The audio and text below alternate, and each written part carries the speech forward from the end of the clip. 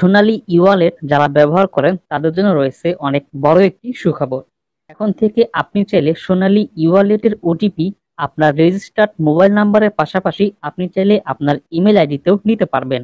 তো পুরো প্রক্রিয়াটি দেখিয়ে দেবো আজকের ভিডিওতে। তো সোনালী ই-ওয়ালেটের ওটিপি আপনার ইমেইলে নেওয়ার জন্য প্রথমেই হচ্ছে আপনাকে আপনার যে সোনালী ই-ওয়ালেট রয়েছে সেই ই-ওয়ালেটটি কিন্তু প্লে স্টোর থেকে আপডেট করতে হবে। আপনি আপডেট করার পর আপনার সোনালী ই-ওয়ালেট অ্যাপে প্রবেশ করবেন। তো আমি আমার সোনালী ই-ওয়ালেট অ্যাপে প্রবেশ করে নিচ্ছি। তো সোনালী ই-ওয়ালেট অ্যাপে প্রবেশ করার পর আপনি জাস্ট এই যে মেনু নামে যে বাটনটি রয়েছে আপনি এখানে ট্যাপ করবেন। ট্যাপ করার পর দেখুন এখানে ওটিপি সুইচ মোড নামে একটি লেখা রয়েছে, আপনি জাস্ট এখানে ট্যাপ করবেন। ট্যাপ করার পর এখানে দেখে রয়েছে ওটিপি চ্যানেল লিস্ট এবং এখানে থেকে রয়েছে ওটিপি মোড এসএমএস। এটা হচ্ছে আমার মোবাইল নাম্বার, অর্থাৎ আমার এই মোবাইল নাম্বার কিন্তু ওটিপি মোডটি কিন্তু রয়েছে এবং এটি কিন্তু প্রাইমারি অবস্থায় রয়েছে। তো এখানে হচ্ছে আপনি চাইলে আপনার ইমেল অ্যাড্রেসটি অ্যাড করতে পারেন।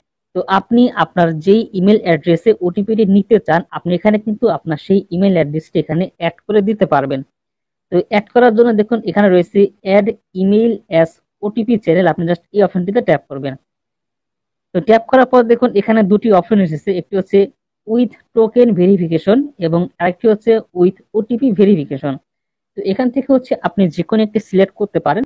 তো এখান থেকে হচ্ছে দ্বিতীয় যে অপশনটি রয়েছে উইথ ওটিপি ভেরিফিকেশন, আমি জাস্ট এই অপশনটিতে ক্লিক করব, কেননা আমি ওটিপি এর মাধ্যমে হচ্ছে আমি এটি ভেরিফিকেশন করতে চাই।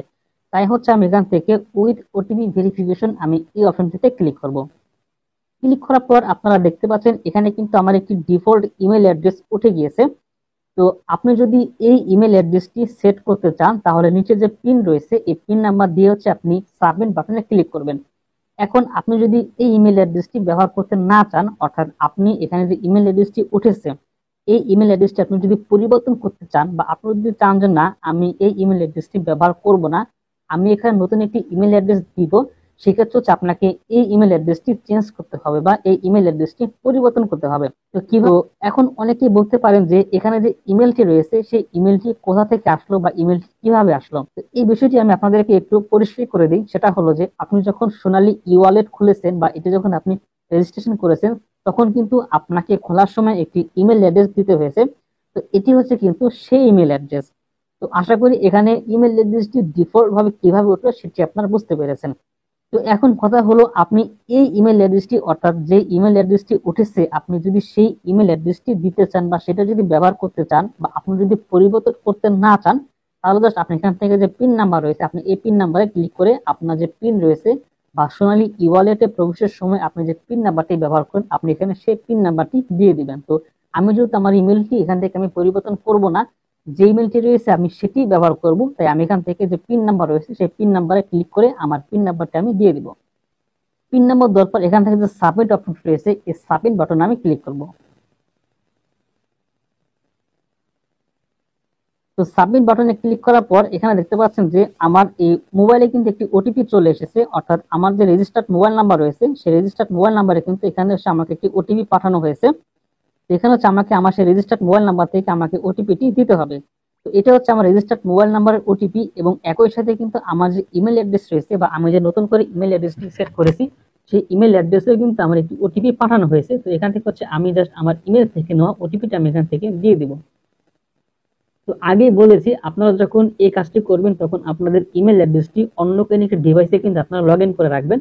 তো খেয়াল করুন আমার যে মোবাইল নাম্বারে ওটিপি এসেছে সেই ওটিপি কিন্তু আমি এখানে দিয়ে দিয়েছি এবং আমার যে ইমেলে ওটিপি রয়েছে সেই ওটিপিও কিন্তু আমি এখান থেকে দিয়ে দিয়েছি। দেওয়ার পর আমি জাস্ট ভেরিফাই ওটিপি এই অপশনটিতে ক্লিক করব। ক্লিক করার পর দেখুন রয়েছে successfully added new OTP channel, অর্থাৎ আমার এই ওটিপি চ্যানেলে কিন্তু আমার এই ইমেলটি কিন্তু সাকসেসফুলি অ্যাড হয়ে গিয়েছে। তো আমি জাস্ট এখান থেকে ওকেতে ক্লিক করব।